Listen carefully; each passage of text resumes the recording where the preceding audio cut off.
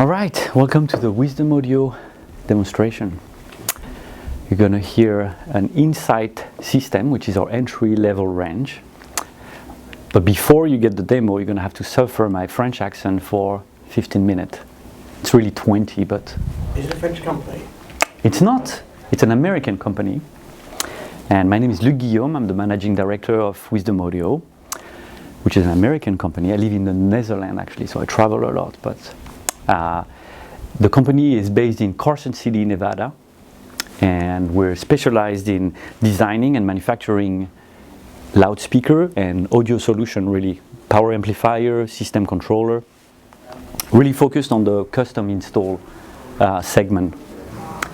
And in application, we cover your typical hi-fi 2-channel speaker, media room, which is getting more and more popular, and private cinema, home theater. If you were at ISC, the show in Amsterdam a few years ago, that's the room we've used. We had built that. It's now back in Carson City. We use that for our trainings. You do have to come to ISC next year, February. I think it's the first week. Amsterdam. That's the room that we'll build for the show. It's a media room. We'll have line source in there. Really nice. We've built glass window and hard floor, so you get a better idea of what performance you're going to get for your typical living, like modern living home. 2-channel. This is our flagship product, the Wisdom series LS4. This is our line source, really tall speaker. We'll talk about that a little bit. So hopefully by the time I'm done, you'll remember two things really. First one is thin film driver, planar magnetic technology. What that is, that's what we use to generate sound with all our speakers. It's very different from the mainstream technology. The other thing you'll remember is line source. And unless you do commercial work with line array, most of the speakers you've heard are probably point source. And Wisdom does both point source and line source. So I'll go over a little bit of acoustics so you can understand the benefit of line source. So how does sound propagate in the room? There is nothing that's moving coming from the speaker shooting through the room as a matter that would go through your ear. The way it works is transmitting energy. And if you think of a stadium, no one's running around the stadium, but you see people sitting and standing, and that visually creates a wave, right? So it's actually carrying that motion around. With a speaker, it would work this way. Think of a subwoofer, and that's your driver, your whatever 10-inch woofer. It's coming out of the box, and it's compressing air that's directly in front. And eventually it's going to be compressed to the maximum, and it's going to start pushing air that's in front again, and pushing air that's in front again. And now the motion is transmitted to your ears.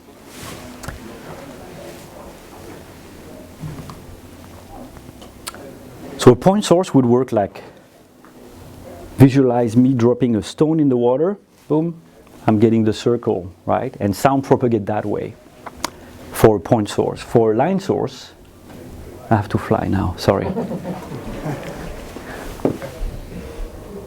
you have to go now? I have to go now. This happens quite often because my laptop is set up to Carson City time. So if you look now, it's like whatever, 2 o'clock. My schedule is all messed up, but I know with my team, what time it is for them. Anyway, so with the line source, I'm not going to drop a stone in the water, but I'm going to take a plank of wood that's about this wide, it's about this high, and I'm going to place it a little bit below the water and one part above. And if I were to push, what's going to happen is I'm not going to get my circle anymore. The water that's in the middle being pushed is going to try to wrap around, but it's forced with the wood to stay in line. And now I'm going to create a wave that's going to go from the beginning of that piece of wood to the end. So very different way to propagate energy. So behind this screen we have 3 line sources.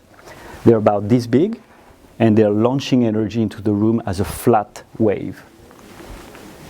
Yeah? So now we'll get from 2D to 3D, and the point source really will send energy into a sphere right? And as you get away from the speaker, that sphere will get bigger. So you have a really much bigger volume, and the law of physics tells us that when we double the distance, we lose 6 dB. So most manufacturers will give a rating of a speaker as sensitivity with how loud it plays here at 1 meter. Whatever that is, at 2 meter, with a point source, I've lost 6 dB. At 4 meter, first row, I've doubled the distance and lost another 6 dB. So now it's 12 dB variation from this point to this point, which is massive. With a line source, I'm carrying much more energy over distance because I'm not transferring energy to the floor or towards the ceiling, but I'm staying in a tunnel and I'm concentrating that energy that carries much better over time. Make sense? So line sources are different, and what are the real benefits of that on designing home theater? So this is meant to be this room before the seats we're in. If I have a point source, you would have the sound coming out of the speaker through the screen. It would reach you. It would expand both ways, vertically, horizontally, so you'd get side reflection off of the floor, off of the ceiling. It would pass the listening area, hit the back wall, get more reflection. So what you would hear is whatever the speaker is doing, and reflection bouncing off of all the surfaces. That's your point source, including the Wisdom Audio point source. A line source is going to do basically the same thing from a vertical axis. It's going to reach the listening area. You'll get reflection on the side, but you'll stay away from the ceiling and the floor. And that transfers into clarity, really. You're hearing more of the speaker and less of the room. So how much more clarity are we getting with a line source? In this room, we've done the calculation. The room is 9 meters by 6 by 2.5. And if I look at the surface of the front wall, the back wall, and the side wall, and I compare that number to the surface of the floor and the ceiling, in this room it comes to about 60-40%. Which means that if I take a Wisdom Audio point source, I'm blasting energy on 100% of the boundaries. And if I use now a line source, I'm only going to project energy on 42%. Sorry, on 58% of the boundary. I'm away from the ceiling and the floor. So massive improvement in terms of clarity because you're hearing again a lot more of the speaker and less of the room. So we looked at how much energy is lost over distance, and this compare point source and line source of the 3 rows. And the point here is not so much to play loud. I could take a commercial product from the cinema, hide it behind the screen, put a massive amplifier, and I would play really loud where you are.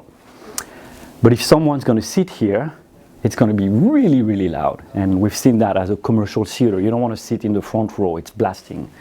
With a line source, the consistency is what's key really. Between the first and the third row, I'm going to have 3 dB difference between here and here, which is really massive, right? It's a very good coherence. You're going to really get the same experience. And again, if you think of your point source, it's really loud here, you've lost so much energy, so it's really very efficient here, but now you're losing very quickly a lot of SPL, which is why you have to blast so much on the first row to cover everyone else. So in a proper engineered room like this one, you can get away a little bit with acoustic because you can do treatment. So on the side wall, there's absorption, so you can control the reverb time, the first reflection, but typically you would treat the front, back wall and the side wall, but floor and ceiling are harder to treat because very tough to put acoustical panel on the floor. You'll get away with putting carpet, not a very good absorber. It's going to take your top off but not do much more. So even though you can engineer and do acoustic in the room to get it better, the advantage of line source in designing that in terms of clarity is still massive. Another advantage if you're doing newer immersive format, we have speaker in the ceiling that are here. These speakers are giving you discrete rendered information. That means that the signal that's there is different than the one that's from the side surround or for the front channel. So the advantage is now I'm going to get a really good separation between what's coming out of my front channel and what's coming out of the ceiling. If you think of a point source again, where you're sitting, your regular point source LCR would shoot everywhere, would bounce off the ceiling, and now when this guy is giving you a specific information, you would get that plus the bounce off of LCR on the ceiling, which is kind of blurring your image.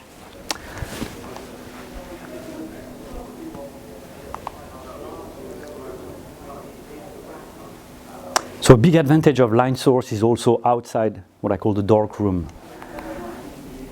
And if you're doing media room or whatever, I call it entertainment space. I used to be a dealer in Switzerland, so any client, the new plan, everybody would look at the plan going like, where's the home theater, right? Because that's the fun bit. But very often we wouldn't quote a high-end system if there wasn't a theater, which is kind of a mistake, really. It doesn't mean that people don't have the budget, they don't want an entertainment system, and I think that's moving really with media room. So line source, the big advantage in open space, modern space. This is from a project from one of our dealers in Belgium. That's a loft in Brussels, and the area we're interested in is this one, which is bigger here. It's about 3,000 square feet. It's quite a big space, no partition, it's all open. The walls or floor to ceiling glass window, 33 meters of it, and it's a hard floor marble, so your acoustical nightmare looks really good but doesn't really sound very good in there. This product is the L75 from the Sage series. That's a line source. We have that in the training room, so you'll be able to hear that. And a couple more pictures, so you see my glass window everywhere. You already know, just looking at the picture, that it's going to echo everywhere, right? So what the client wanted to do was have his friends at the bar and have a drink, listen to music, for the music to be loud enough, and he wanted the speaker to be here. And the dealer said, you know, no one's going to be able to sit here and carry conversation. It's going to be like at a club where you're too close to the speaker, you have to shout, it's not going to be very good. So the client saw the consistency of SPL as the party effect, that it's going to sound the same. And you can do that in the other room, in the training room. Maybe you've done it earlier. You walk from the back to the front and you'll notice how very little change there is in terms of SPL. It's quite amazing. The big advantage really was sonically in terms of clarity. In that room, in that project, the dimension being 26 meters by 12 and 3.5, the ratio of how much the floor and ceiling represent was 70-30.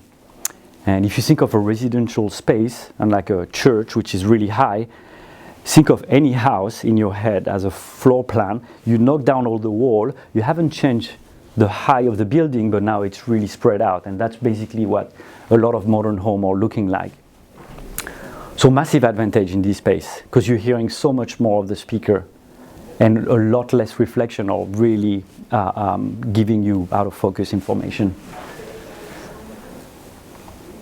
So line source, really good for this application, multiple row theater, really good for this modern home. This would be your typical floor plan with a TV, a sofa, a dining set, and then your kitchen. And now you could be in the kitchen all the way at the end, listening to Jimi Hendrix and listen really loud. And someone could be all the way close to the speaker on the sofa and have very little difference, just like you would experience in the other room.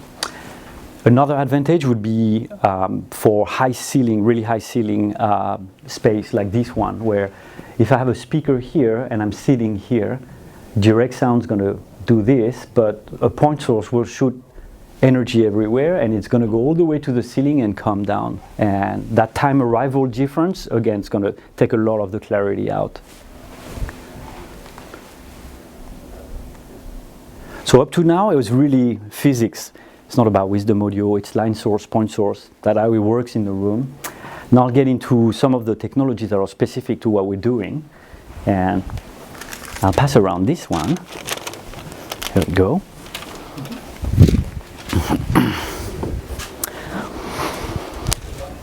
So this is a film, really, which is a aluminum trays bounded onto a film, and that film is called peak polyether ether Kapton. We manufacture that so we can do it in different size and shape. So we can make a small one like this guy and use it in a point source to reproduce high frequency and mid frequency. This one will actually go down to 650 hertz, so quite low. It's really not a tweeter. It's more of a mid tweeter. And the way we'll build our motor structure, we'll take the film. This one is a different kind. It's taller, and in the L75 in the other room, in the light source, there's two of this structure. So we take the film, we tension it over a metal frame. Tension is the key word. And then we'll put magnet in the back and in the front. On some model, it's only in the back. And we'll solder a couple of wires on the film. We're sending an electrical signal through the film, and it will react according to the signal being interfering with the magnet in front and below, and then the film will start moving. I'll pass that one around. Up.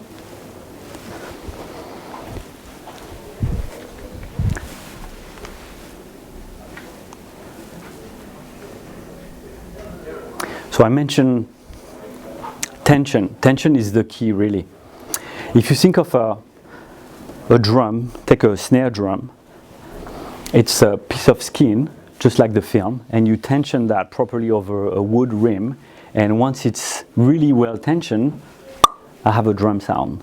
It's kind of a high pitch, because it's a small amount of surface and depth of the wood, but if I were to take a bigger skin and a bigger rim, like a Chinese drum, and properly tension it, now I go much lower in frequency, right? Boom. So depending on the model, we'll use more or less of the film and we'll be able to go lower. So most of the inside product go down to 650. This guy goes down to 300 hertz, and the first picture of the white loudspeaker that you saw will go down to 80 hertz without dynamic woofer. So only that technology, the film, speaker is about 2 meters high, about this wide, and the entire surface is projecting energy, really. It's pushing air, right? So if you think of your inverted dome tweeter, which is this big, that's my point source. It's here. It's trying to shoot a lot of energy to you guys, but it's pushing on this much surfaces. My LS4 is maybe like 100 tweeter, right? It's launching as a line source, losing very little energy in one shot over distance.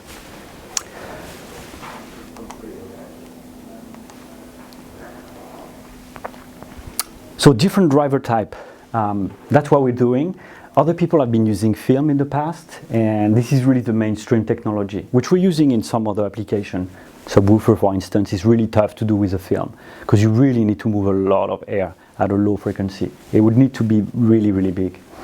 So a dynamic driver would be your inverted dome tweeter, or your mid-woofer, or your subwoofer. And if you think of the way it works, I'll compare it to a car. You have a regular car. You want to go faster, you need a new car with a bigger engine. The one that has the bigger engine has better brake, always. And that's the tough game with these guys, is if you make a bigger motor structure, more magnet, you're going to have more power, shoot more power, but there's no brake. You're built on a suspension. You could do a stiffer suspension, but now you're losing power. So it's kind of a difficult game. And think of a gunshot in a movie. So the electrical signal of a gunshot is nothing's happening, I have my gunshot, high voltage, very fast, no sustained power, it comes down, right back down, and it stops. Now, a dynamic element is not going to be able to reproduce that because it's on a suspension. So on my gunshot, my driver is going to move out, but it's not going to come back and stop. It's going to come back, and there's a little bit of inertia, right, before it can settle and stop. And that little bit is actually transferring energy into the room, just as we've seen, the motion will transfer energy. There's a little bit of what people think it's the decay of the room, but it's really the driver doing that. And depending what's coming after the gunshot, it's going to start masking all the information from the movie or the music or whatever you're listening to. So other guys have figured out that being better at transient was a massive improvement in clarity. So the ribbon, which has been around for quite some time, is actually a film that's folded or correlated, and it's sandwiched in between two magnets. It's pretty good at reproducing high frequency up to a certain level, meaning it's attached here and here, so it's pretty good, but once you put too much power into it, it will lose control. So you can play very loud. Think of this being a trampoline. It's attached all around. If you only attach two ends of it, and you were really spot on the middle and not jumping too high, it's working pretty good. Once you put your own kids on there, it's going to go out of control, and that's kind of the issue with that technology. AMT is air motion transfer. It's a folded ribbon this way, and it works like an accordion. It's moving in and out and transferring energy into the room. This is really a tweeter. It crosses over at around 2 kilohertz. We think you're going to see more of this in the future in a lot of product, because the patent for the AMT ran out about 9 months ago, and that's relatively inexpensive to manufacture, and it's a better way to reproduce high frequency than this guy. So yeah, more manufacturer will move into that. Another one is electrostat, which is a dipole. It's a bigger film, so kind of visually closer to what we're doing, but a dipole means that it's sending information in the room that way and in the back. So you can't build that in an in-wall product, which is 80% of what we built. And so we couldn't do electrostat also. So we knew the film was probably going to be the right thing, but we had to find a better way to do that, which is the planar magnetic driver. The tension, the magnet, high SPL, being able to play low in frequency. I talked a little bit about the crossover of the different elements. Why? Because here, that's the key. You don't want to be there and cross over from one element to another, because that's the range where you're really sensitive. That's the dialogue range. So our ears are really, really good at picking up little detail. The moment you're able to transition from one motor structure to another out of that range, everything will sound much more natural, really more natural. And that's what we're doing with all our PMD, even on the very first model, 650. Massive advantage, really. Okay, second technology I'm going to talk about is what we're using in our subwoofer. And it's called transmission line. It's been around since the 50s. We didn't invent that again, but we made it work really well for our application. Think of your typical subwoofer. It's a cube. There's a 12-inch woofer, a little bit of air trapped in, and a 1000-watt amplifier.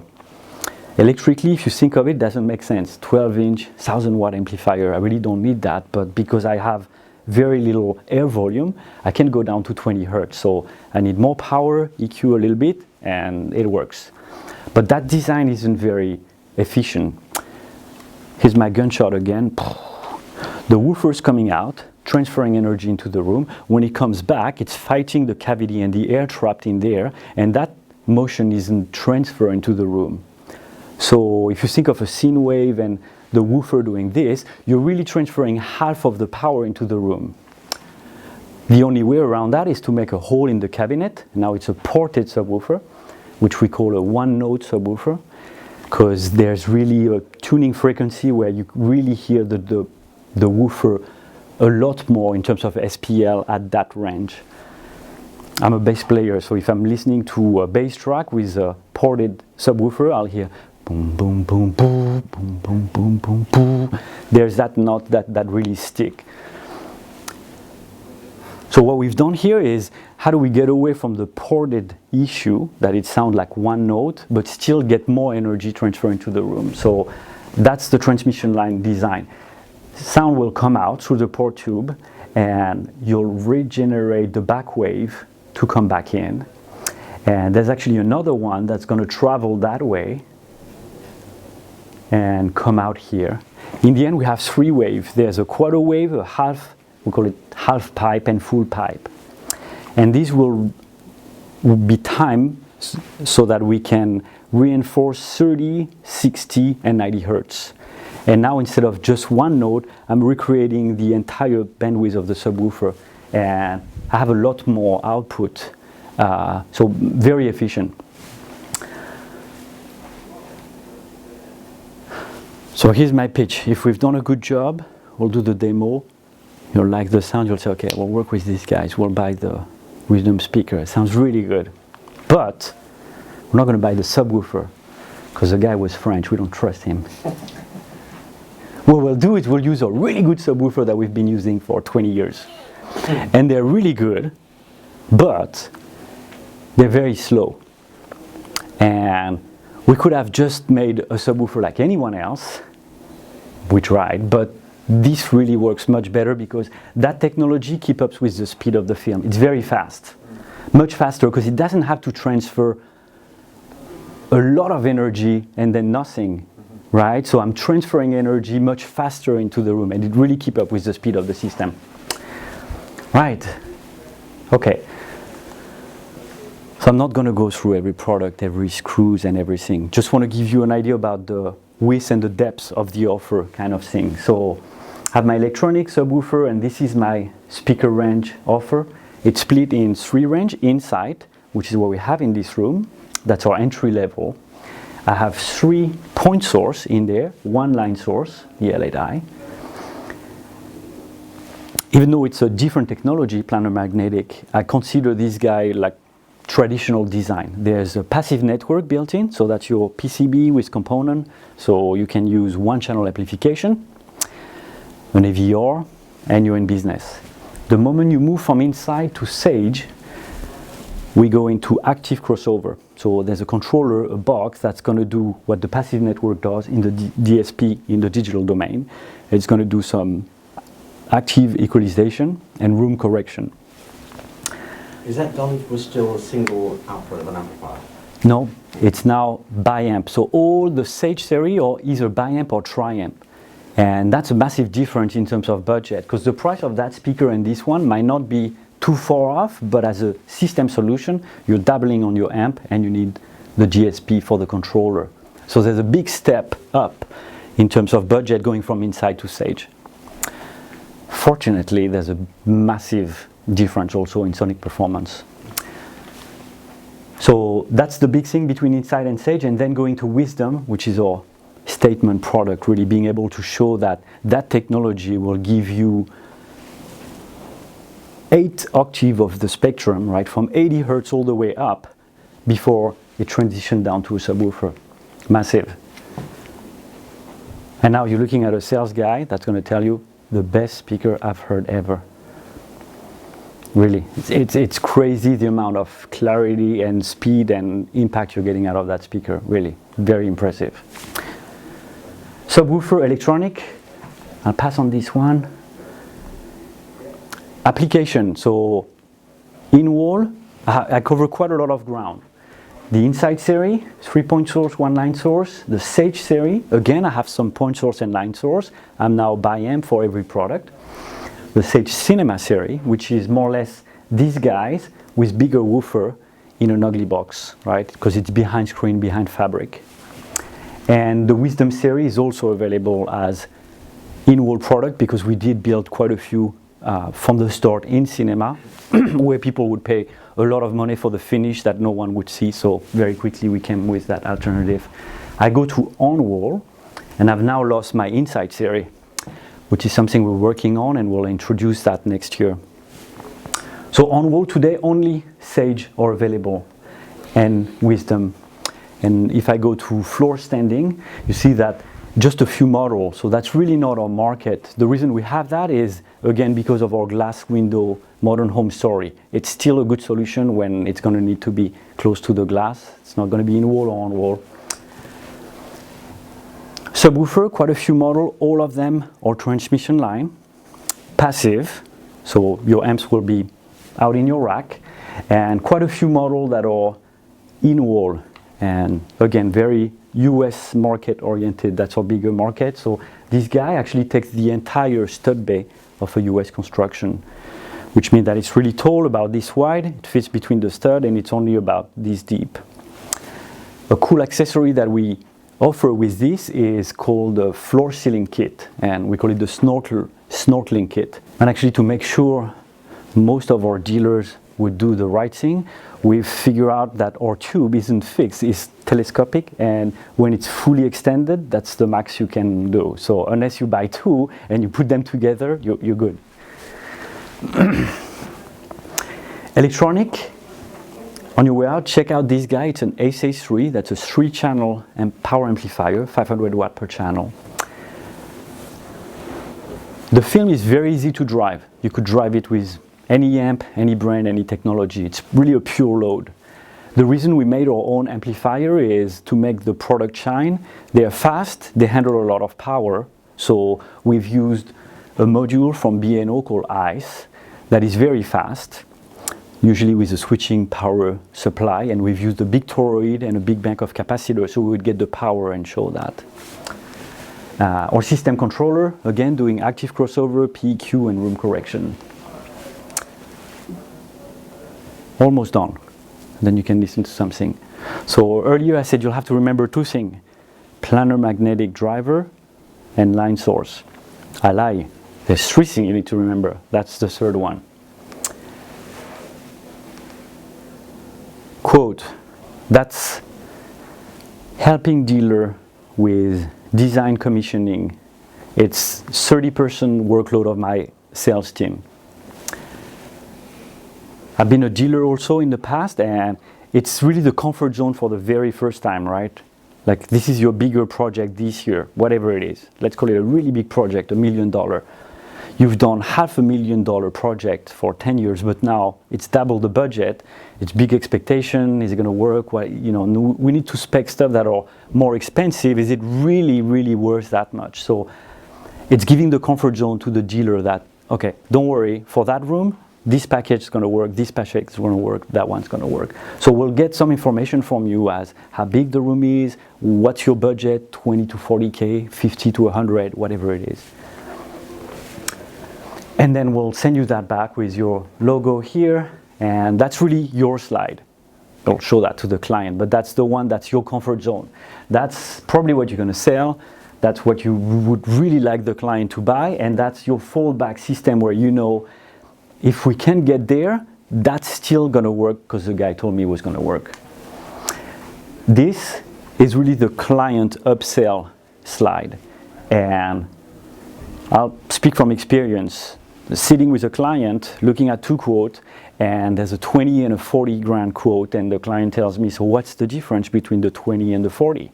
And the answer is, the 40 sounds better, which is really a shit answer, because the client is thinking, am I going to hear the difference? Am I going to spend 20 grand, but not really figure out what that difference is, that it's better, right? So rather than being put in a situation where you're asking your client, you know, am I a trained listener? All the things that are here are more, not super technical, but kind of giving all the benefit or the advantage of the better system. What are you gaining by putting more budget into it? So when we can, we'll put a point source first solution so that the next step up shows quite a lot of performance additional, right? Because now with the line source, you're getting more clarity, you're staying away from ceilings, you're getting more SPL and more coherence over distance, and then people will say, oh yeah, you're right, I've been in a commercial cinema, it's really loud. So now I'm getting information that I can judge as a client, thinking, yeah, okay, so that's the difference. Do I value that for how much money they're asking me? Now I have enough information that I'm comfortable as a client, I can make that choice. So we'll move from inside to Sage and explain the benefit of active crossover and what that translates into, or using 2 subs versus 4 subs. So the more information you give us, the more we'll be able to overlap. Typically, if you have an elevation, we'll update that. So basically just overlap the previous slide and update, so you'll know exactly how loud it is here. And on the last row, we'll have the dimension of the room, we'll update the clarity and say the way this technology works is this way, therefore you'll have 50% more clarity in your project.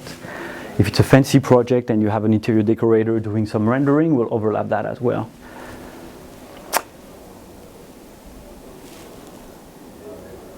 Send us the plan. People that don't want to send me the plan is because they think, okay, I have the plan, but then he's going to call me the next day and say, did you get the PO? We don't do that. I hustle for a lot of stuff, but not that one. Because it's not really relevant. Of course, it's business, but I know the more code I'm going to do, the more business I'm going to get. And experience been for us that doing that, we split the dealer in different category. There's a guy that say, I know how to do that, I can do it, but I can do it over the weekend, or play with my kid and have this guy do it for free.